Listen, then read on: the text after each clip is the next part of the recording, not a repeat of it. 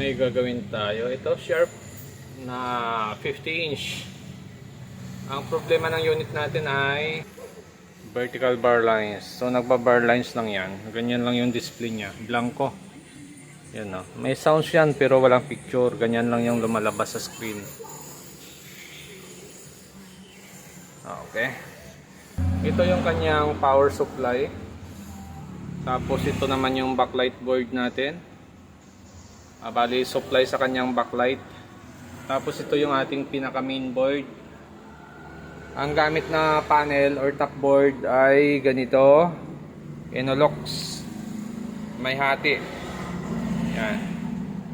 So yung ganitong klaseng top board, pag tinanggal mo yung kalahati nito, may picture yan basta buo yung side na ito. Pero pag ito tinanggal mo, ito total wala talaga siya. Hindi mo talaga siya mapapadisplay yung side na ito. Kailangan niya talagang mag-connect dito. Pero ito pwede talaga siya magka-picture kahit ito lang yung papaganahin. Basta buo yung side na yan. So try natin. Yan, bubunutin muna natin. Tapos tatanggalin natin. Titingnan lang natin kung talagang magkakaroon ng picture ito. Yan. Tanggalin natin tong dalawang ribbon niya. Okay, tapos testing natin. Saksak ko lang siya. Nag-backlight na siya. Tingnan natin kung may display. Ayun, no, mayroon siya display, no. Putol. Yan.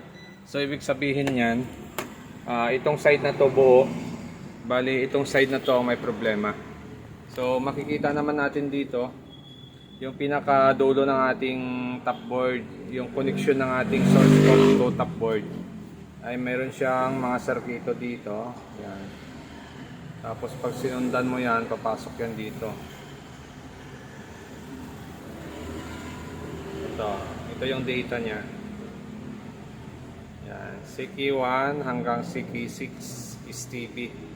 Okay. So may CKB. May clock signal sa side na ito. Tapos mayroon din siyang clock signal sa side na yon. So maaring clock signal issue ito. Kaya gagawin natin diyan, kukunin natin yung clock signal na to dito sa test point dito. Hahanapin natin kung saan siya banda. Tapos magti-tape method tayo rito.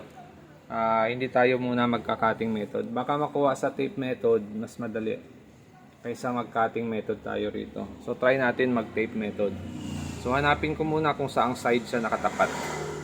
At kung bago lang kayo sa aking channel, huwag kalimutan mag-subscribe.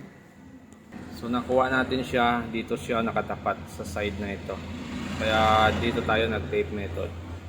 Ayan. So naglagay na tayo ng tape method dyan.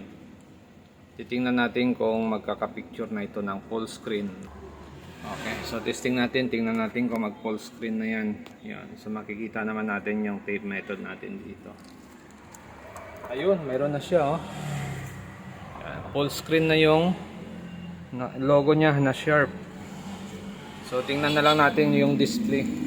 Titingnan natin kung magkakaroon ito ng picture, kung yung picture ba niya ay okay. Lagyan natin ng signal. Tingnan natin kung may picture. So ito, nag-loading pa siya.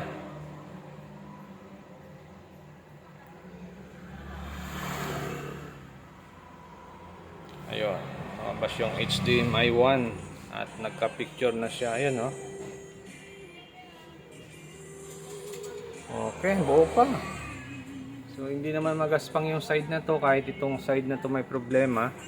Malinis naman siya. So normal.